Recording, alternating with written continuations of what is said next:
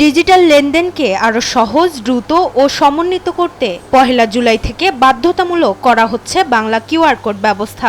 বাংলাদেশ ব্যাংকের এই যুগান্তকারী উদ্যোগের ফলে ব্যাংক, মোবাইল ফাইন্যান্সিয়াল সার্ভিস এবং অন্যান্য ডিজিটাল পেমেন্ট প্ল্যাটফর্মগুলো চলে আসছে একক নেটওয়ার্কে। আমরা চাচ্ছি ক্যাশটাকে কস্টলি করা, কারণ ক্যাশ আউটটা ডিসকারেজ করা।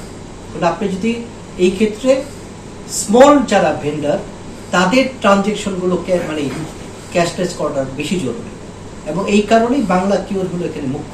নতুন এ ব্যবস্থার ফলে স্বস্তিতে সাধারণ গ্রাহকরা। তারা বলছেন, এই সমন্বিত কোড চালুর ফলে নগদ টাকা বহনের ঝুঁকি ও চুরি হওয়ার আশঙ্কা অনেকটাই কমে যাবে, যা দৈনন্দিন কেনাকাটাকে করবে আরো নিরাপদ ও সুরক্ষিত। বুথে যেতে হয় না, এটিএম বুথে অনেক সময় সব জায়গাতে এটিএম বুথ থাকে না, ব্যাংক থাকে না, সেই দিক থেকেও এটা বেটার অপশন।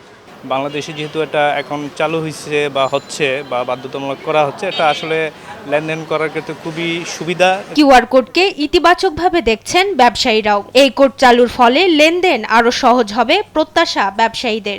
আগামী 1 তারিখ থেকে বাধ্যতামূলক সরকার করে দিয়েছে, এতে কাস্টমারদের পেমেন্টও খুব নিরাপদ হবে এবং আমাদেরও সার্ভিসটা খুব ভালো হবে।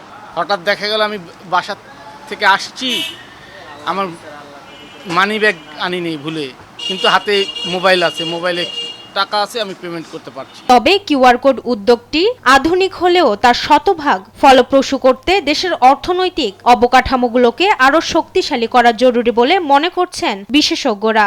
তো আমি মনে করি নিঃসন্দেহে এটা ভালো উদ্যোগ। তবে এখানে যেহেতু বাংলাদেশের লোকজন, আমাদের বিজনেস কমিউনিটি এবং ছোটো ছোটো উদ্যোক্তা, এরা কিন্তু ফাইন্যান্সিয়াল লিটারেসির যথেষ্ট অভাব আছে, এবং একই সঙ্গে আমাদের কিন্তু ফাইন্যান্সিয়াল ইনফ্রাস্ট্রাকচারের সমস্যা আছে। এই cyber security, crime, infrastructure, digital, smartphone, এগুলো কিন্তু অতিমাত্রা নাই। তো বাংলা কিউআর কোড অবশ্যই ভালো।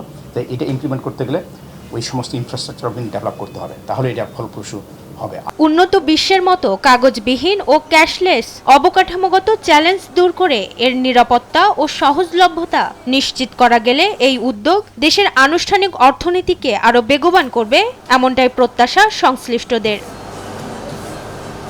মাকদুরা মিতি, দেশ টিভি, ঢাকা।